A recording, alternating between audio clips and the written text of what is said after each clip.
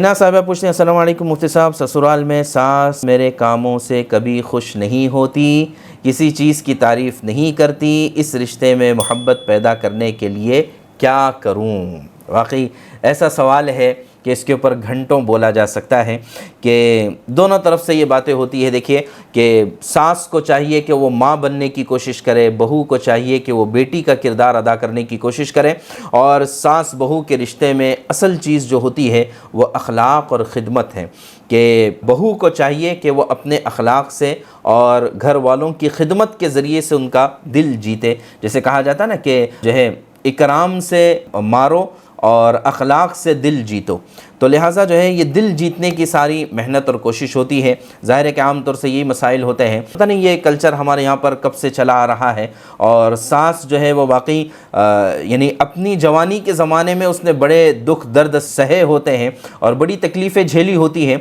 लेकिन जब वही बहू जब सास बन जाती है तो फिर पता नहीं उसके अंदर से कौन सा वो ड्रैगन निकल जाता है कि जिसकी वजह से फिर वही सारी कहानी शुरू होती है। अगरचे हालात और ज़माना सब कुछ बदल चुका है, लेकिन फिर वही मसाइल होते हैं। तो इसमें दोनों तरफ से समझने की ज़रूरत है कि सास को चाहिए कि वो आने वाली बहू के साथ वैसा किरदार अदा करने की कोशिश करे जैसे अपनी बेटी के साथ वो पसंद करती हैं, और जो है बहू को चाहिए कि देखिए हमारे यहाँ पर ये हुक्म दिया गया है वबिल वालिदैनी इहसाना, कि वालिदैन के साथ एहसान का सलूक किया जाए। तो वालिदैन कौन हैं? तो जो है हमें किताबों से ये बात पता चलती है कि वालिदैन इंसान के तीन तरह के हैं। एक उसके बायोलॉजिकल वालिदैन, जो हकीकी वालिदैन है वो वालिदैन की कैटेगरी में आते हैं। दूसरे नंबर पर उसके असातिज़ा, यानी जिससे उन्होंने इल्म सीखा है, ये भी एक तरह से माँ बाप के दर्जे में आते हैं। और तीसरे नंबर पर है सास ससुर, कि ये भी माँ बाप के दर्जे में आते हैं। देखिए जब आप एक खुशगवार इज़्दिवाजी ज़िंदगी गुजारना चाहते हैं और आप चाहते हैं कि जो है मेरा शौहर मुझसे खुश रहे, तो शौहर खुश रहे, तो ये कैसे मुमकिन है कि आप उसकी माँ की तो बेइकरामी करें, यानी आपकी जो सास है उसकी बेइकरामी करें, और चाहे कि उसका बेटा आपके साथ हुस्न सलूक करे? ये कैसे हो सकता है?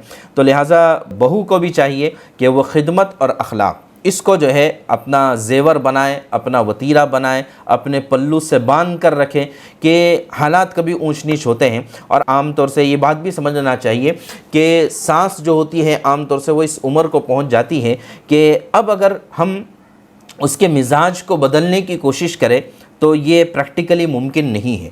मिजाज बदलना जो होता है वो बहू को अपना मिजाज बदलने की ज़रूरत है, यानी बदलना जो है वो जवाज़ के दायरे में है, शरीयत के दायरे में है। नाजायज़ चीज़ों पर या जुल्म की चीज़ों पर मिजाज बदलने की ज़रूरत नहीं है, जुल्म सहते रहने की ज़रूरत नहीं है। तो लिहाजा बहू को चाहिए कि वो अपना मिजाज जो अपने मैके से लेकर आई है उसको थोड़ा सा ससुराल में बदलने की ज़रूरत होगी। और चंद सालों का मसला होता है, 5-6 साल या उससे आगे पीछे, फिर सास जो है ये ख़ुद कमज़ोर पड़ जाती है, कभी बिस्तर पर खुदा न खास्ता चली जाती है, कभी घर का सारा निज़ाम ये बहू के हाथ में आ जाता है।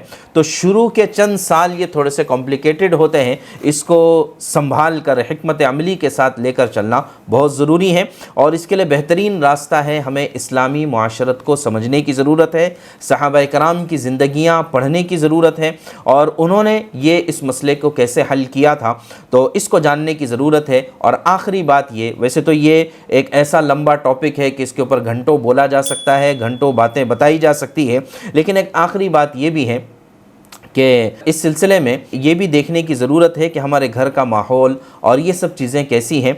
और अगर किसी वजह से खुदा न खास्ता अगर किचन में बर्तन बजने लग जाएं, तो फिर ये कोई ज़रूरी नहीं है कि आप जॉइंट फैमिली में ही रहें, बल्कि आप अलग रहकर मोहब्बतों के साथ अलग रह सकते हैं। इसका भी ख्याल रखने की ज़रूरत है। तो माज़रत है, इस पर बहुत बोलना चाहिए, इसलिए कि आम तौर से हमारे माशरे का एक बहुत बड़ा नासूर बन चुका है। इसकी वजह से कई तलाक़ें, इसकी वजह से कई मियाँ बीवी के अंदर खटास पैदा हो जाती है। इसको जानने की और समझने की ज़रूरत है। अल्लाह ताला हमें समझ भी अता फ़रमाए और हमारे इन मसाइल को हल फ़रमाए।